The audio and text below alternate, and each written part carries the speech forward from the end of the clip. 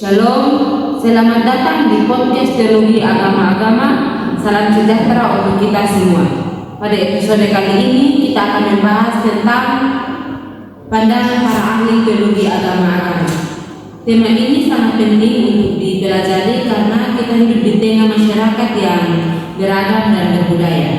Untuk membahas topik kali ini, saya ditemani oleh 3 narasumber. Mari kita sapa mereka. Halo, perkenalkan nama saya Dendi Terlado. Saya Dimitri Liu. Dan saya Melisa Nasalen. Sebelum kita masuk ke pandangan para ahli, saya ingin bertanya kepada narasumber pertama, apa sebenarnya yang dimaksud dengan teologi agama-agama? Yang dimaksud dengan teologi agama-agama adalah cabang ilmu teologi yang mempelajari hubungan antara agama-agama lain. Bidang ini mencoba menjawab pertanyaan mengenai kebenaran, keselamatan, wahyu Allah, dan bagaimana umat beragama dapat hidup berdampingan secara damai. Selain itu, teologi agama-agama tidak hanya berbicara tentang perbedaan agama, tetapi juga bagaimana membangun hubungan yang baik dengan pemeluk agama lain. Baik, jadi teologi agama-agama tidak hanya berbicara tentang perbedaan agama, tetapi juga bagaimana membangun hubungan yang baik dengan pemeluk agama lain. Nah, masuk ke pandangan para ahli. Narasumber pertama, bisakah menjelaskan bagaimana pandangan tokoh dari Karl Barth?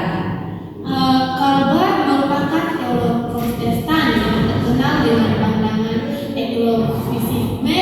Menurut Barth, Allah menyatakan diri secara sempurna hanya melalui Yesus Kristus. Karena itu, keselamatan hanya ada di dalam Kristus. Agama-agama lain dipandang sebagai usaha manusia untuk mencari Allah, sedangkan kekristenan merupakan hasil pewahyuan Allah kepada manusia. Apa yang menjadi kelebihan dari pandangan ini? Kelebihan dari pandangan ini adalah menjaga keunikan dan identitas iman Kristen. Namun, kritiknya adalah pandangan ini dianggap kurang memberi ruang bagi agama-agama lain. Lalu bagaimana dengan pandangan Henry Kramer? Kramer juga menekankan keunikan Injil dan Kristus. Ia menganggap agama-agama lain memiliki nilai moral yang baik, tetapi wahyu Allah sempurna dalam Yesus Kristus. Walaupun demikian, Kran tetap mendukung dialog antar agama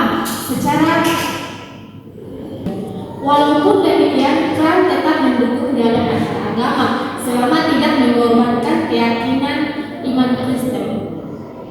Wah, menarik sekali ya. Jadi kedua tokoh ini mereka sama-sama menekankan keunikan Kristus dalam keselamatan. Baik, kita akan beralih ke pandangan Karl Rahner.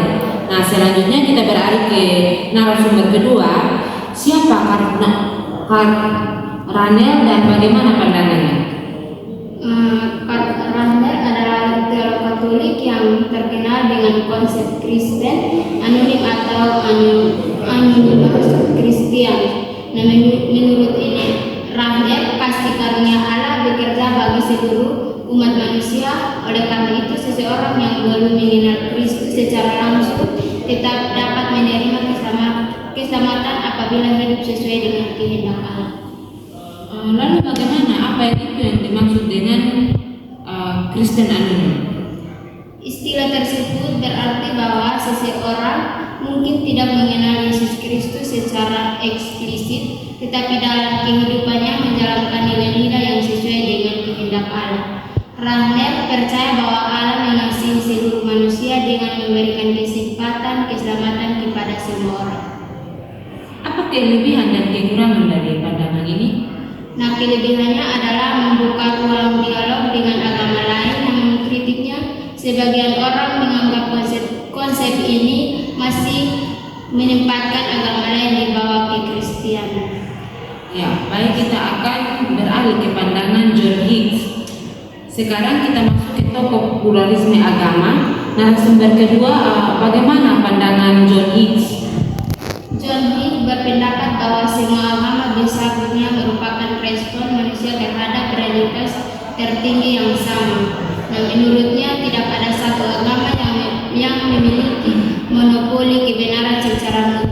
setiap agama dapat menjadi jalan yang membawa manusia kepada keselamatan dan transformasi hidup. Lalu bagaimana dengan pandangan positif ini John Hicks? Nah, pandangan ini mendorong toleransi, dialog, dan kerjasama antar agama, namun kritiknya adalah dapat mengurangi keunikan ajaran masing-masing agama. Baik, kita akan beralih lagi ke pandangan Paul Trinel dan Raymond Panikkar. Nah, selanjutnya kita akan mendengarkan penjelasan dari narasumber ketiga mengenai Paul Trinel. Baik, selanjutnya kita akan mendengar penjelasan dari narasumber ketiga yaitu mengenai Paul Trinel.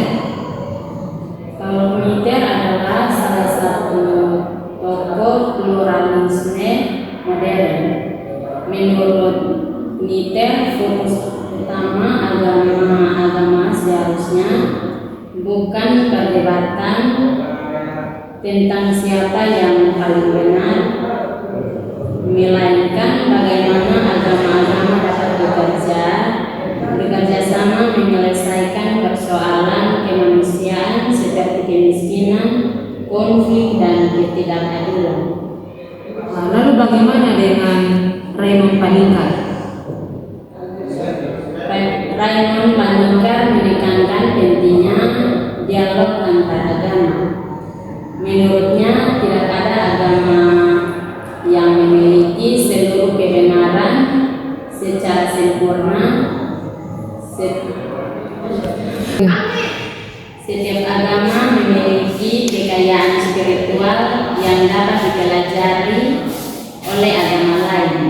Dialog bukan untuk mencari siapa yang menang atau kalah, tetapi untuk saling memahami dan memperkaya wawasan iman.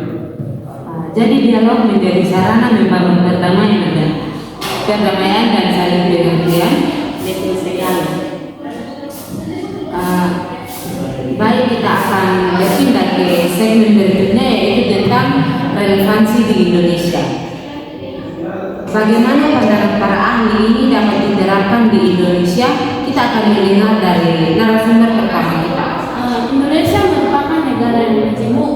Karena itu, pemahaman tentang teologi agama-agama dapat membantu masyarakat menghargai perbedaan.